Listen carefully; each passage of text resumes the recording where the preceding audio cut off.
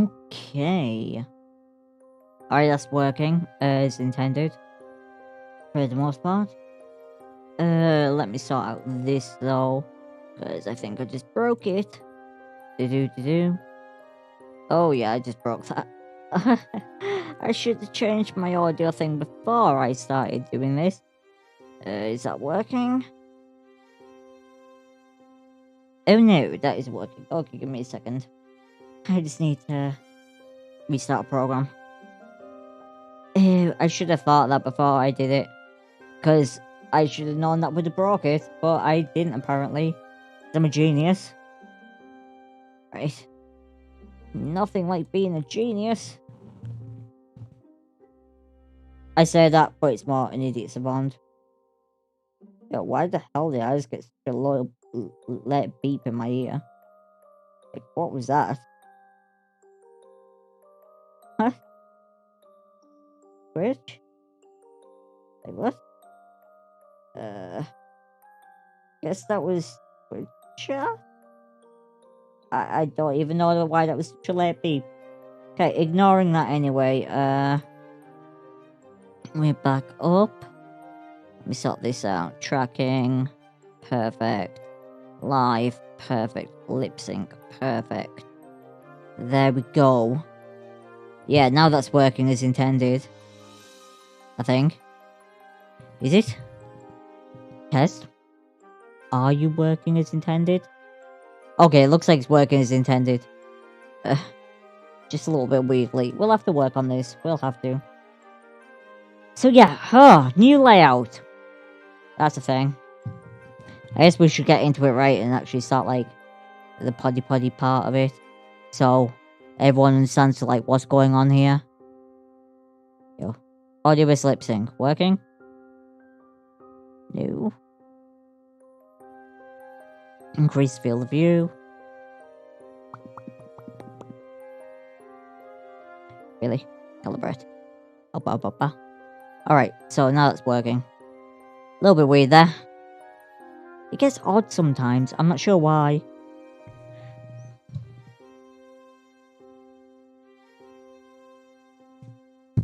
Maybe, like, sometimes it's the angle. I feel like sometimes it's the angle of the webcam that kind of screws it up. Like, Animes was a lot worse than this for this. But, like, this seems to be better at least tracking your face. Which is a good thing, I guess. It's just... yeah. We'll have to work it out. But yeah, let's start into this, shall we? Oh my god. Helps if I disabled music right before I start doing this. Okie dokie. What is going on, guys? And welcome back to the Pandacast episode 9. Oh, we're on the 9th episode. Nice. We didn't do 2 last week. I apologize for that. That was kind of me thing. I had some issues with some stuff. So I was like, oh, okay. Well, I guess we can't do that then. We should wait until I can fix stuff. Basically, what happened was Animes messed up. And I'm not sure what happened. But basically, Animes and Steam kind of went, yeah, we're not going to process your payment. And I was like, what? I was like, it's been fine, so why all of a sudden now is it an issue? And it's happened for 3 days, and it just sort of disconnected me from it. So I was a little bit upset about that. It was annoying more than anything. So I had to switch to VTuber Maker, which is made by Live 3D. And it doesn't do a lot of VTuber making. I had to... That's not the purpose of the program. The purpose of the program is, like, slightly different.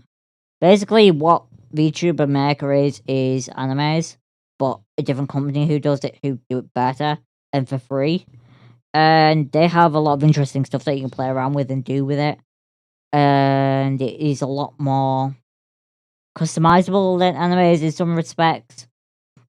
But the only problem is, well, no, actually, it isn't a problem. They do have avatars of their own, which are really, really awesome and stuff. So like I like that, but at the same time, there is a bit of a learning curve in terms of what you want to do. So obviously you see the scene behind me and my character and stuff. I made the avatar like from scratch. Like that's the thing that I did, and it was an interesting 2 days learning how to do this. I didn't know how to do any of it. Like I have some stuff I want to tweak with it. Namely the hoodie. I want it to customize the hoodie so it has my logo on it and not the just the default red. I want it to be black, or like a grey colour and with my logo on it. Like maybe a dark grey black colour, like charcoaly kind of thing. And have my logo on it and that'll be cool. And yeah, that's kind of like where I want to go with that when it comes to the hoodie. And I'm pretty happy with the rest of it. It kind of turned out okay. I had to learn how to make ears so it looked pandery. I had to do all the hair. I think the hair turned out great, considering it was like my first attempt at doing hair. And I just had to make the scene like the desk and everything. I made that. The only thing I don't didn't make that is the same as before is the background. Like I think like you guys will recognize the background. It's a cyberpunk background. That's made by Cozy Dreams. If you type exclamation mark BG in the chat, you'll get a link to the background where you can like look at it, use it, download it, whatever you want to do with it. The guy does give permission in description to in the comments to use it for chillax videos and stuff. So that's kind of like where we went with that. And yeah, like I feel like overall it looks a lot more better than what we were doing with animes. It's a lot cleaner. It's a lot more realistic. Except for my character, but that's like a different thing. Like he's not meant to be realistic. But yeah, like I'm happy with it. I think for 2 days work, it turned out to be a lot better than it could have gone. I feel like for 2 days, just me doing it myself, like that could have been an absolute nightmare. But I feel like this is something workable. It's a base. I think the desk looks absolutely pog. Like, FYI, all the images for the desk, the microphone, the coffee, the laptop, the desk itself, the lamp, like they're not pre-made, right? They're not like made for this. Not a part of the program. They're like external assets that I have put together to make like a realistic scene and stuff. So yeah, like all these products are like real life products, but like I feel they fit like the universe really, really well. I don't know. I'm just proud of it. I guess that's what I'm trying to say. I guess that's a weird thing. Maybe yeah, some people don't care, but like I feel like I did a good job on it. But anyways, let's move on from this. Let's move on and get into like what we normally do, which is talking about stuff. Also, now in this, my character, when I look at my left monitor, which I do often because that's where like my chat and stuff is, and where I change settings and stuff. Because of the way my desk's set up, when I looked at my left monitor with animes, it would lose the tracking of my face, which was really annoying, and my character would like flip out. And that's why you'd see like the weird jerky movements and be like, yo, what's wrong with this panda? Whereas like when I look at left on this, it actually tracks my head and body. So when I turn left, it doesn't look like something crazy's happening. But yeah, let's get into it and let's get on to the first story. And this is The Guardian, and I have a love-hate relationship with The Guardian, not gonna lie. They do publish some good stuff, but at the same time, they don't. But there is people who work there who do produce good stuff. And one of them is William Keegan, who works in the economics department. So, Leavers Pride may not enjoy as Britain's poverty rises. The emotional three-word catchphrase, "Get Brexit done," has been replaced with a new one, which is supply chain issues. And this is related to, well, every aspect of the UK, pretty much, in a lot of areas. bar exception of a few companies that have their own means of getting stuff in, the well, supermarkets, restaurants, everything that relies on timely deliveries, they're having a really bad time of it. So basically, restaurants aren't getting fresh produce. They can't get it from suppliers. There is issues with getting, just convenience goods to stores, whether it be Co-op, Tesco, as the like. There's just issues getting it there, and the shelves empty of stuff randomly all around. So you'll just go and you'll be like, "Oh, I'm gonna get this thing," and then that area will have no stock. But then you'll go elsewhere, and then there'll be stock for other stuff. But what it comes down to is that because of what happened with Brexit, there isn't the drivers, there isn't the workforce in these areas to do the jobs. And heavy goods vehicles have been hit, obviously, like one of the most badly hit. And it comes in terms to a lot of, well, how do you get goods into the country? Well, you don't have a visa, so you need to apply for a visa to get in, to be a worker. Also, by the way, driving licensing, all of this, right? And as a foreign worker who was allowed free passage back in the EU days, where it was just simply, hey, drive your vehicle on a ferry, get brought across. Or, just that simple. Get on a ferry, hop across, do what you gotta do. Boom, done, get on, move along with it. You can't do that anymore. Same with Euro Star, Euro train. That used to bring some goods and stuff in as well, or transport vehicles, etc. And that doesn't happen anymore either, because how can you transport it with someone if that person is allowed? And then it's also the opposite, right? If you say, oh, okay, well, we can bring the goods to Britain itself, we'll send our people out to get it and drive it back. Well, they need to get permission to go abroad, to go through all these countries, which is a chore in itself. And then also, it's, oh, that worker could have been doing stuff here as well. They're not. So it's just a supply issue. It's staff shortages. So anyway, let's get into the article. Nando's has temporarily closed its restaurants because of staffing issues at chicken processing factories and a shortage of heavy good vehicle drivers. Just how long will it take till electors of this benighted country realise that they have been conned by the Brexiters? Well, it took me no longer then to realise what Brexit was, but okay. By this, I do not mean all the electorate. After all, nearly half of those who voted on that fatal June day in 2016 were in favour of remaining in the European Union. And as a proportion of those eligible to vote, the Leave tally was 37%. Since then, to use a phrase much used by their generation, many older Brexit voters have dropped off the perch. Meanwhile, the evidence is that the young who have come into the voting register are predominantly in favour of the EU. The evidence mounts that Brexit is almost a mitigated disaster. The slogan "Get Brexit Done" has been supplanted by supply chain issues, which is bad.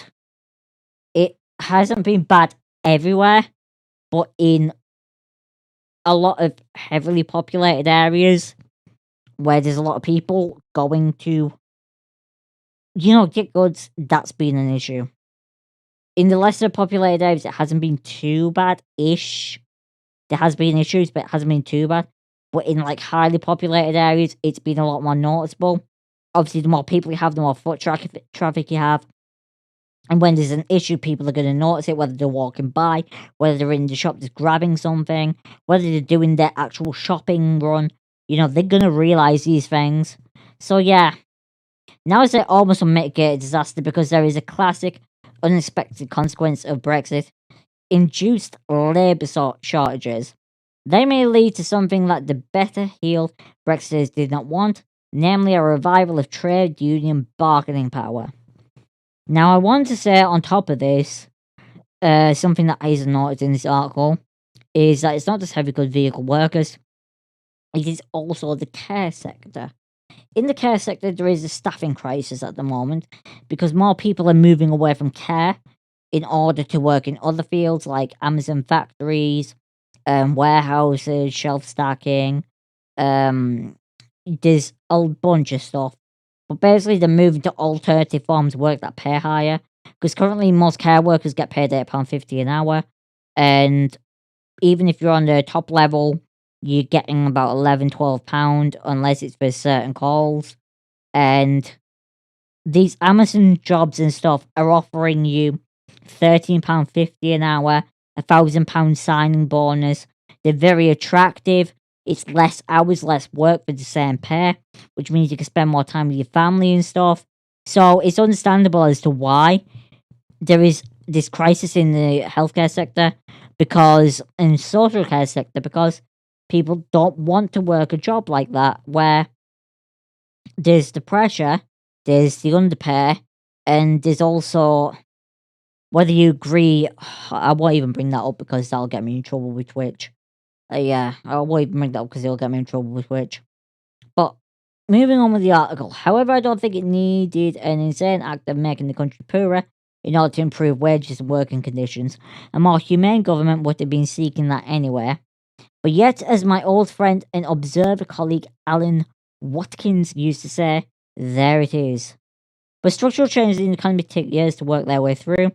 The airwaves are replete with the problems employees are having in replacing continental European workers who have, surprise, surprise, got the impression they are not wanted in this country by our so-called Home Secretary and her colleagues. I mean, I wonder why they feel that way, right? But the supply chain problems, according to some reports, mean that the Brexit chickens may be coming home to roost, but not to Nando's. One of the many gross charges against the Brexit gang is that they fail to appreciate how, after almost half a century of EU membership and well over a quarter of a century in the single market, Britain has become an integral part of the European economy. There were parallels with how the US economy operates. People, goods, and components moved around freely. Now, as much struck by the letter from an Observer reader, Arnold Glickman, last Sunday, he thinks that by emphasizing the rational economic arguments, we Remainers are missing the point, which is that both those for and against Brexit have a view based not on economic but on emotional grounds. Well, I argue that my view isn't based economically. My view is based upon if I go to the shop, I expect the shop to have the things it had. When I start going to the shop and noticing that bread is missing, that there's chicken missing, that energy drinks are missing, that water is missing from certain suppliers, when I start realizing that the things that I want, that I like as a human being, the things I want to consume, that they're not there, that you can't get access to them, that's an issue. Well, I don't think of that in an economic term. I think of that in a human rights term of, hey, why can't I buy the food I eat? And that's concerning. But let's keep going. Emotion. There is a passage in Isaiah Berlin's The Crooked Timber of Humanity where he reminds us the Bible, Homer, the Greek tragedians, Catullus, Virgil, Dante, French classical tragedy are all full of profound emotion. But the emotional grounds of the Brexiteers are all about taking back control. Some of them single-handedly failed to achieve. I freely confess to wanting to be part of the European Union or as close as one can get. Given the fiasco that we've created for many emotional and cultural reasons, but my view, and I think I speak for many, is not just emotional, it is based very much on economic reasons, as the damage wreaked by our departure becomes increasingly obvious. And I agree with William on this. Now, I think it's furthermore to go into the fact that it isn't just in terms of what's happening with the economy, with goods, supplies, people, wages, jobs, etc. That is the big issue here. What is also happening is the way we treat outsiders. And frankly, since we have, well, during the process of Brexit and after we have left, there has been a significant shift. People who were quiet, or would mutter in the recesses of the country are now loud and vocal and proud. And they will take it online, they will take it in person. They will not just say things anymore, but take actions against people. This has been documented, this is known. There's a lot of police cases dealing with this. I'm not going to go into every one of them here because it's not the time or place, and it wouldn't be fair to do that on the podcast. And it's a lot that you'd have to be going through. Yeah, and it is a shift, and it's all happened because of this. And I personally, I don't like it. I don't like it. I don't want to be here, but I have to be here, and that's the reality of it. I'd rather I could go and take everyone I cared about away from here and live somewhere that was nicer, but that's not the reality of the world. You can't just pick up sticks and move. That's a luxury that many people don't have, I included, and you just have to deal with this mess that has been created through not want of will of ours, but through want of will of others who lied their way into getting what they want. But I think this is enough talking about this article. I think you get the point of it, that Britain isn't exactly a fun place to live. And certainly if you're a foreigner, it's not a fun place to be right now, in terms of politically, socially, or economically. I say choose anywhere else. You know, if you had to pick or vote, I'd say New Zealand or Canada. Like they're fairly good choices. There's other places as well. I'm not saying just New Zealand and Canada are great. But if you're choosing places like New Zealand, Canada, the Netherlands, they're three places where, you could look at. But moving on to the next story, and this one again is from The Guardian. And this one's really disturbing. So obviously we just had the Brexit talk, which is always depressing. But now we've got the privacy talk, and this one is absurd. And I'm not sure why it's a thing. But this is by Sandy Milne of The Guardian, and it's a technology article. And it is about bosses turn to tackleware, keep tabs on employees working from home. And this is a whole thing, and I'm gonna break it down rather than go through all of it, because it is long. But yeah, let's read the first bit and then I'll explain the rest of it. David, 23, admits that he felt a twinge of relief when the first wave of the virus shut down his Arlington, Virginia office. A recent college graduate, he was new to the job and struggled to click with his teammates. Maybe he thought this would be a nice break from the face-to-face stuff and the office politics and small talk and all that. His name has been changed for the story for privacy reasons. So he couldn't have been more wrong, he said. That's because within the first week of remote work, David and his team were introduced to a digital surveillance platform called Sneak. Every minute or so, the program would capture a live photo of David and his workmates via their company laptop cameras. Now, I just want to add into this that while this article puts it nicely of saying they capture David and his workmates, they also capture the background scenery. So that background scenery includes your wife, your partner, your children, your photos on the wall, whatever it could be. They are taking pictures of that and collecting it.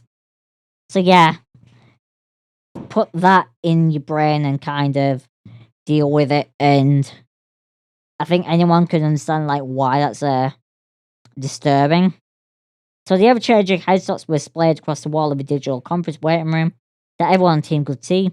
Clicking on a colleague's face cam would unilaterally force them into a video call. If you were lucky enough to catch someone goofing off or picking their nose, you could forward them the offending image to a team chat via Sneak's integration with the messaging platform Slack. Or, you might see someone's partner who's just walking up in the mornings, getting something to eat, and might not be dressed, appropriately for work, who doesn't know that they're actually being recorded by a company whose management and staff are ogling them, which is disturbing. Or maybe it's some weirdo who likes watching your kids.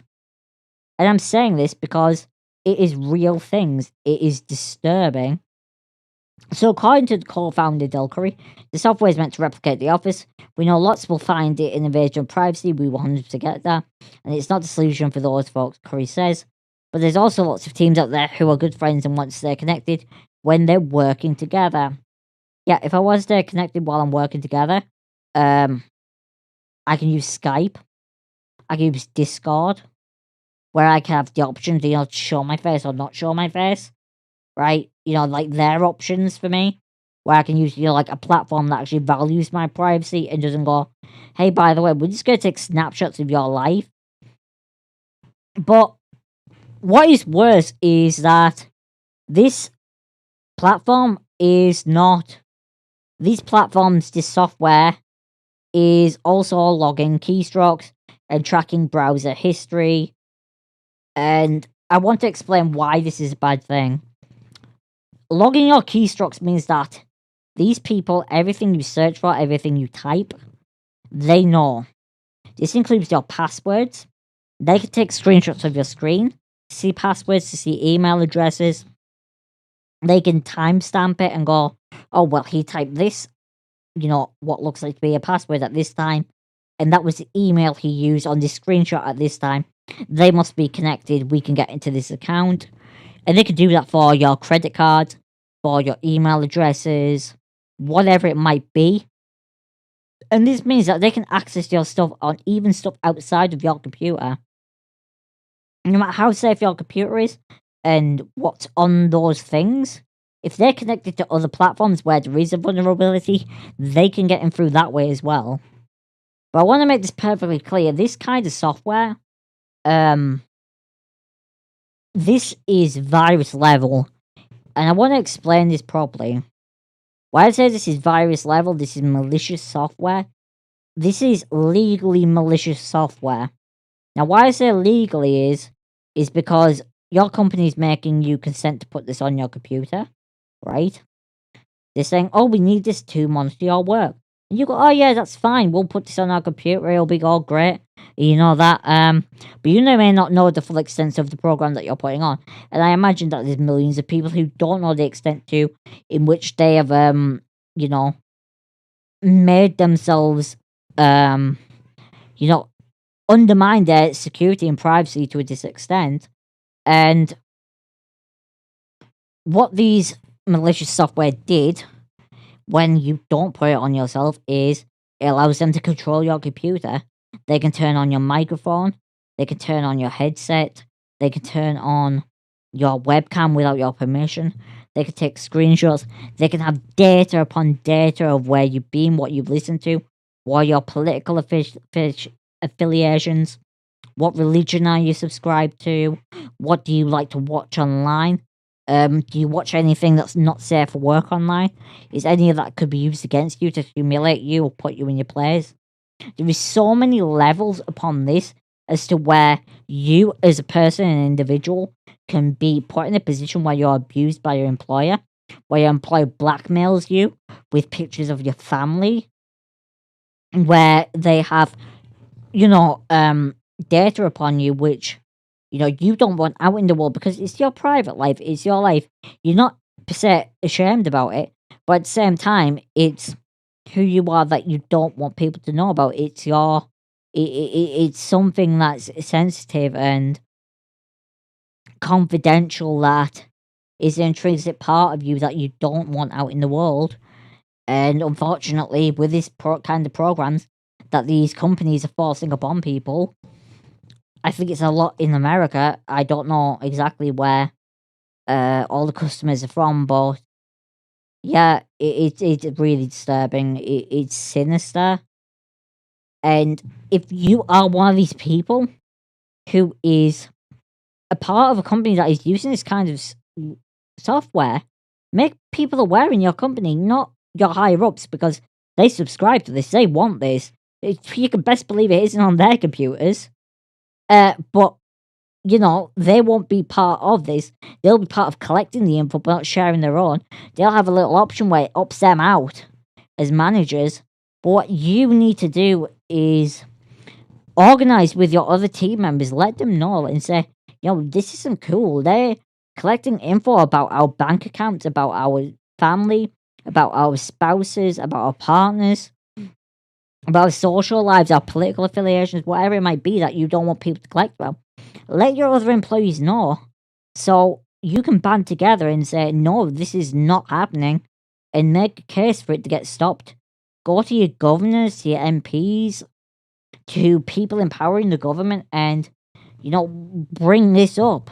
Make a case, go to court, and do something to protect yourselves, because this is disturbing and wrong, and you might think your employer cares about you, but they don't. They don't. They want you to make money for them, and that's all they care about. And the moment you don't, or the moment you become a problem, they will get rid of you. And they will use this kind of stuff to do it as well. You best believe that they will have a dossier on you with stuff from this, and it will look awful, and they will fire you, and it will be horrendous. And not just that, they might leak it to the public in order just to get you suspended. So, the federal government. Oh, ABC 7 News. 8.9 people will lose all federal unemployment benefits Monday as the COVID safety net ends. Okay, let's get into this. So, another 2.7 million lost the 300 federal weekly boost, but will continue receiving state payouts. So this is CNN Wire, ABC 7 News in Washington. So yeah, April Stokes wants to go back to work. She is an optician by trade. That means you have to go to school, get an education. Being an optician is not something you just walk into. It requires training and expertise. So she was employed at the Henry Ford Optim Eyes until the, happened and struck, and her school closed for her two young children as well.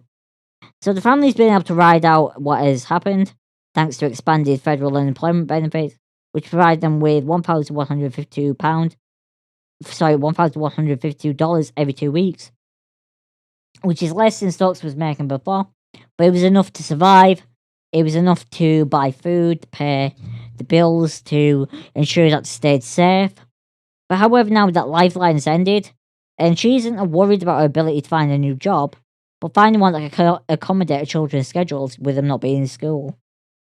And with her schedule, according to her, it's impossible. It will be next to impossible, she says. Childcare in her area, where she lives, is severely limited, she said. And the nanny she trusted with her kids in the afternoon prior to what happened is no longer available.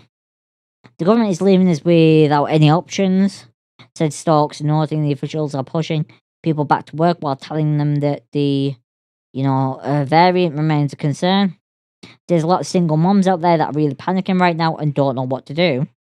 And I think that's a fair assessment. And I'm not saying that other families aren't suffering, and that isn't an issue for other families, and that there isn't other families that are not in a dire situation, but as single parents out of work when you've got kids, and it's up to you, it's your responsibility. There isn't two of you, there's one of you.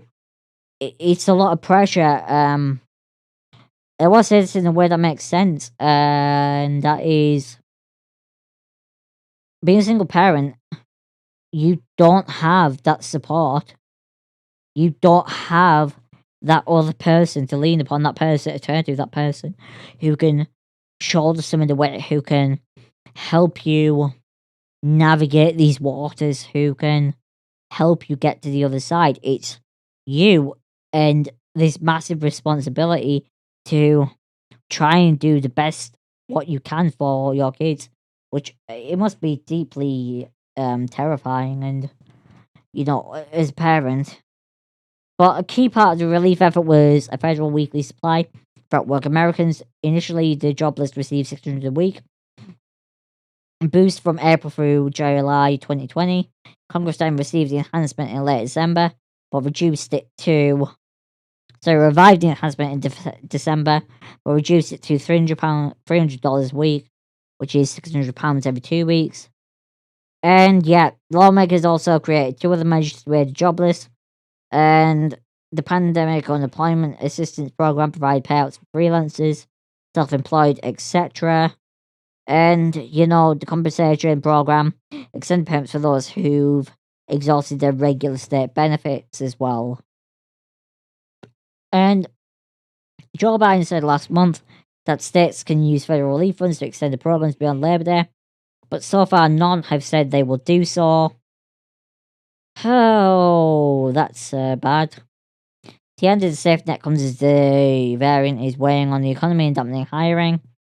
The US added only 235,000 jobs in August, far lower than economics had been expecting, and smallest increase since January. So it's going to hurt a lot of people. 11 million in total, and it's going to be bad. It's going to be bad. It's horrible for the parents. It's horrible for people in general, but it's so much worse, terrifying for the kids, right? Because they're the ones who are ultimately suffer from this. It is the kids who haven't. Well, no one in this situation has done anything wrong. It's just a horrible situation. But the kids, out of everyone, are the most innocent, right? And they deserve a better future than to... As much as people like to say, this affects the kids as well. They know that their parents are suffering, that the parents are struggling, that they're weighed down by this. They feel it. They might not have to be told it, but they still feel it. It stays weighs on them. It still affects them. It still, damages them emotionally and makes them stress and makes them worry because they think, why is mom so angry? Why is dad so upset? Why haven't we got this thing? And yeah, it's bad.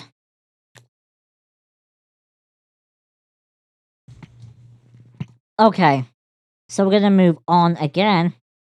So Jet Li is probably the next person who's gonna get cancelled by China. And he's been warned to leave quickly. This comes from Today Online. And so far, the celebrities to be cancelled is Zhang Shuang, Chris Wu, Zhang Jihan, followed by Hu Zun, Qian Fang. However, none of these cases have been mystifying as what happened to Vicky Zhao. And yeah, the 45-year-old celebrity's name has been removed from projects. She starred in and then wiped from Chinese websites overnight. But apparently the next one is going to be Jet Li. So I don't know why this would happen or when it's going to happen. But yeah, it's sad to see. We won't go through this anymore though because it's too much. But there's a lot of people who have been removed, cut out from society, who aren't being promoted, who have been removed from the film's credits and everything, and it's sad. So Epic Games has a very, very low review on Privacy Spy, which is something. I don't quite know what this means in terms of this website because I've never used it. But apparently, according to people, does the policy allow for personal target their behavior marketing 000? Display outline services general security practice 1 305 Huh. It seems bad. We'll move on from this because this doesn't make sense. I should have looked at this beforehand. So yeah, Chivalry 2. This is a short one. On September 4th, Tripwire Interactive President John Gibson tweeted that he was proud of the US Supreme Court for greenlighting a 6-week ban upon a very sad topic in Texas. I think y'all guys will know what it's about. As an entertainer, I don't get political often, he wrote, Yet with so many vocal peers on the side of this issue, I felt it's important to go on the record that I am a pro-life game developer. I think that'll give you guys a clue where this went. So yeah, Shipwright Studios, who are the makers of Chivalry 2, went on Twitter and they gave their opinions. And they said, while your politics are your own, the moment you make them a matter of public discourse, you entangle all those working for and with you. We have worked closely alongside the talented and passionate members at Tripwire and your partners for the last 3+ years. We know it's difficult for employees to speak up or act out in these scenarios, and they may not feel comfortable to speak their minds. It's regrettable, but we feel it would be doing ourselves, your employees, your partners, and the industry as a whole a disservice to allow this pattern to continue without comment. So we started Shipwright with the idea that it was finally time to put our money where our mouth is. We cannot, in good conscience, continue to work with Tripwire under the current leadership structure. We will begin the cancellation of our existing contract effective immediately. So this is what happens, right? Basically, Shipwright has said, we want nothing to do with you. You're on your own. You're done, dude. Like, we're freaking done. I'm gonna like and I'm gonna retweet that as well. They just basically says, nope, nope, nope. We are not dealing with this. We don't want this. We're not gonna be a part of this. We are completely and utterly out. If you want to make this political, if you want to make this public, if you want to put us in this position, then you want to press us against the wall, then guess what? We're going to push back, and we're going to say no, and we're going to take our successful game, and we're going to do it ourselves. We'll take it elsewhere, we'll take it on our own, and if we lose money, we lose money, but what matters more is what we stand for than what you try to lump us in with, and I think that they should be absolutely commended for that. It is a hard line to take to put principles above profit.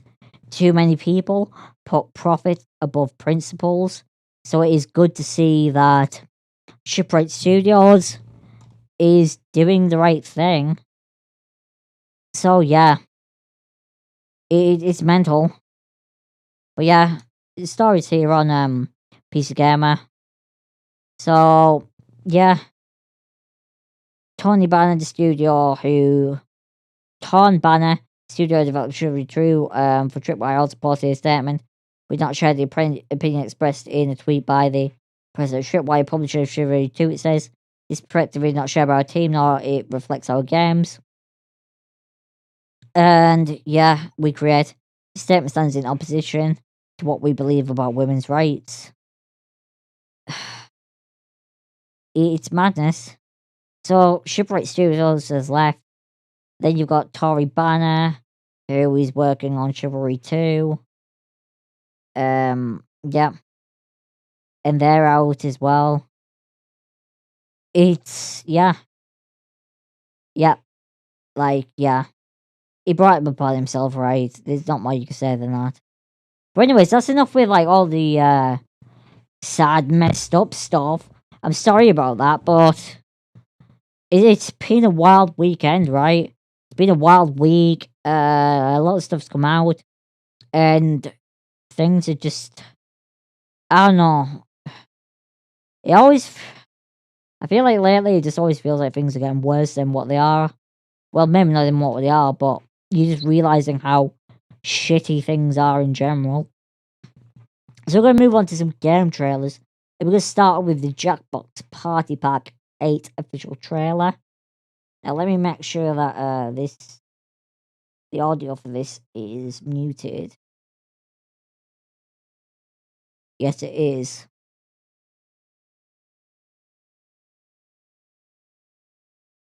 So the Jackbox Party Pack 8 is out. I haven't played the game myself. I have played some older games as a viewer, and I did enjoy it. It's a really fun interactive game. I think it especially shines while streaming, right? It's a game definitely designed around streamers in mind and communities.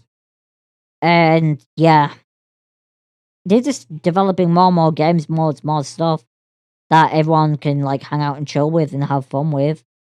And I don't think anyone who's played the game has ever really had a bad experience. I don't know. I really don't know, but I don't think I've ever heard anyone say that Jackbox is bad. And yeah, so it's gonna be a new one, new game modes, new stuff. It's coming to Switch, PS5, Xbox Series XS, Steam. I'm sure people will have fun with it. There'll probably be the mobile link up thing and the browser link up thing. I don't know if they still do that or not. But they used to, so I'm presuming that they still will, so people can engage in it. But yeah, it's interesting, right? It is interesting. So we're gonna move on to the second trailer, and this is for Conway, and this is the release date, which is 2nd of November. I don't know a lot about this game, but let's go through the description so we kind of have a idea, right, of like what this is. So it's a new trailer of Conway coming to all platforms, and it doesn't say in the trailer what it is. So let's hop into it and see what it's about, right?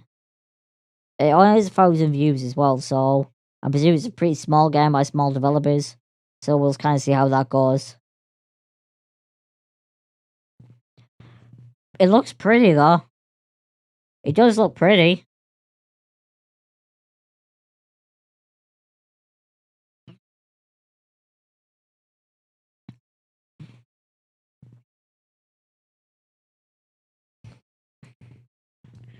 Oh, so it's like a psychological thriller? Well, more like a mystery thriller. Oh, it's Sherlock Holmesy. Oh, interesting. It's sort of Sherlock Holmesy, but at the same time, yeah, investigating. So you're like a spy on your neighbors and stuff, which is a cool concept, I guess. So it's like Sherlock Holmes meets snooping Tom. Yeah. And you gotta like do questions and stuff to get to the truth, which is a bit like Ace Attorney. But I don't think it'll have the same type, but you kind of get what I mean. So it's a mystery. Oh, dude's in a wheelchair, nice. I mean, it's nice that he's in a wheelchair, but I mean, it's interesting character choice. I guess it explains the character as well. If because this looks like it's set in the 1930s or 40s, so if you are in your house in a wheelchair, I guess you would look at the outside world and try to or want to be a part of the outside world. So this is coming out 2nd of November. It's gonna be on PS4, PS5, Switch, Steam, Xbox One, Xbox Series XS, and yeah, this actually looks interesting. I didn't know what to expect from this, but it's a unique game. I like the idea, the concept of the main character and protagonist as well, of it being, a person who is not able-bodied, like myself. Uh, I think a representation, especially for this kind of game, right? This game is sort of spy mystery novel kind of game, and I feel like this kind of character for this time period really fits the setting and atmosphere of it. I'll be interested to see what more comes of this. And I actually think this will generally be something I'll look out for because I really like the concept and idea.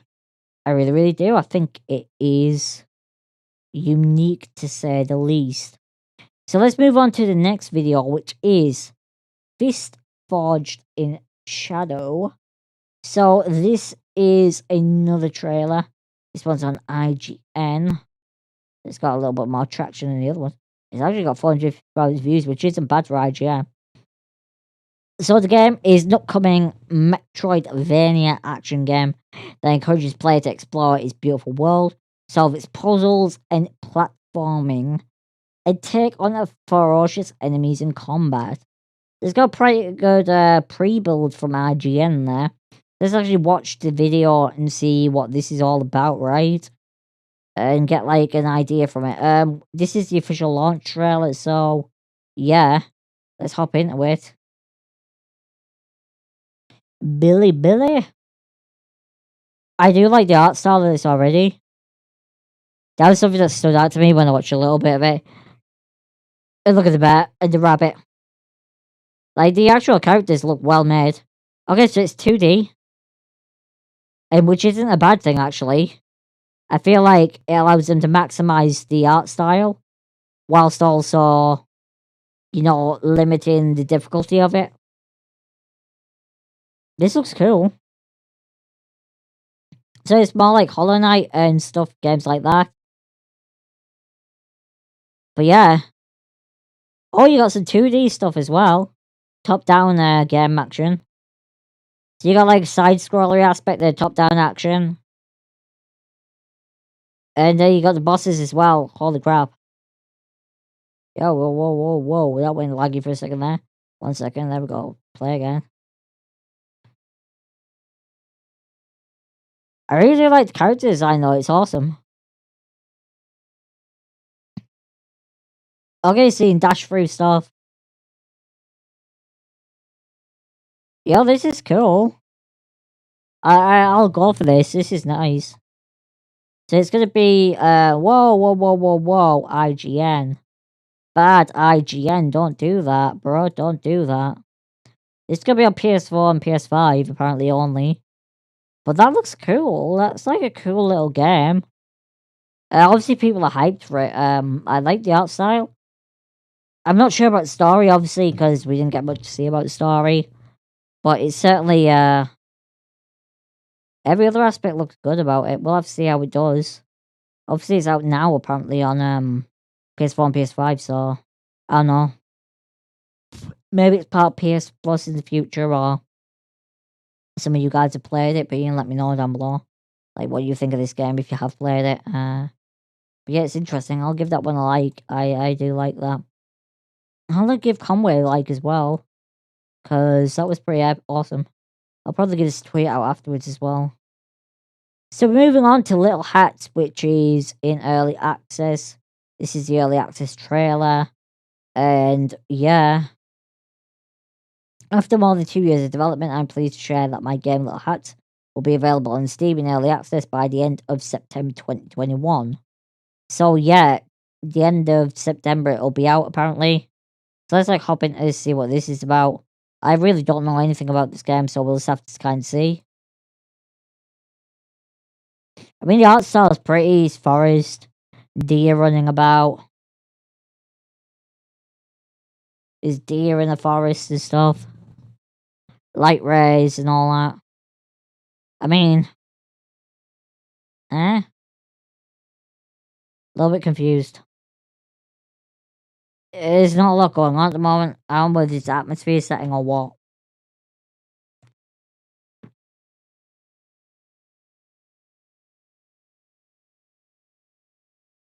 There's fire. Not gonna lie, these graphics look a little bit off. I don't know whether that's me. Like, what am I running this at? I'm running this at 1080p 60. That's the max. These graphics look a little bit weird, not gonna lie. They do look off. Can I still continue?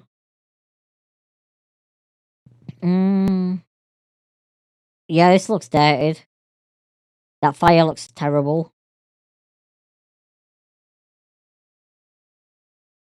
The other stuff doesn't look too bad, but that fire and stuff doesn't look good. Says people kind of like the borrowers, I guess. The framework looks weird. There's like fox and stuff. I guess it's like the concept of the borrowers, right? Little people. The borrowers people, I mean specifically, running around the house, living their own lives. I don't know. I don't know how I feel about this one, I'm not gonna lie. I feel like there's FPS issues. I don't know whether this is the person's PC, whether they can't run this at full and record it, or whether this is like the actual game. I know it is early access, so it might so it'll improve. Well, it may improve as well. But right now, yeah, this is a hard sell for me. Right now, this is a hard sell. There's some stuff in that yeah, made me a bit wary about it. Yeah. So we're gonna move into the final trailer. And this one is from Evodiant Studios. Its original is 2099, which is an official UE5 Cyberpunk gameplay teaser.